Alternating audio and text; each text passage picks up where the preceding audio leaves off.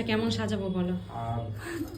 ভাল লাগলেই হলো, একটু সিম্পল মধ্যে রাখবে, বেশ ভাল লাগলেই হলো। আর আই হেয়ার কেমন করব? বেশি কালার করবা না, হ্যাঁ হ্যাঁ, সিম্পলের মধ্যে। হ্যাঁ, বেশি কালার করবা না, আচ্ছা ঠিক আছে। বেশি কালার ভাল লাগে না, ব্যাস তাহলে হবে।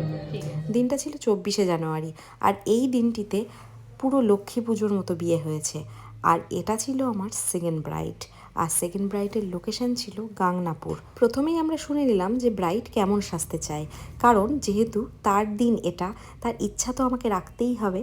আর যেই বাড়িতে বা যেই ঘরটায় দাঁড়িয়ে আমি কাজ করছি, এই ঘরটায় আমার কাজ করা এই দিয়ে সেকেন্ড টাইম।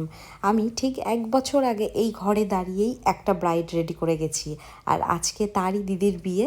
তো আবার আমাকে তারা ডেকেছে, আমাকে বলেছে হয়তো এই সমস্ত কিছুই তোমাদের ভালোবাসার জন্য সম্ভব হয়েছে, আর তাদের ভালোবাসার জন্য তারা আমার কাজটা পছন্দ করেছে, করে আমাকে নেক্সট টাইম ডেকেছে আবার। আর তোমাদেরও যদি আমার কাজ ভালো লেগে থাকে তাহলে অবশ্যই আমার সঙ্গে কন্ট্যাক্ট করতে পারো। আমার ফোন নাম্বার স্ক্রিনে দেওয়া থাকলো, আর প্রোফাইলেও দেওয়া থাকে, সেখান থেকে নিয়ে তোমরা কন্ট্যাক্ট করতে পারো। আর যারা শিখতে চাও তারাও অবশ্যই যোগাযোগ করবে। আমার ব্রাইডের চাহিদা তোমরা তো শুনেইছো, একদম লাইট মেকআপ চেয়েছে, উইদাউট কালার।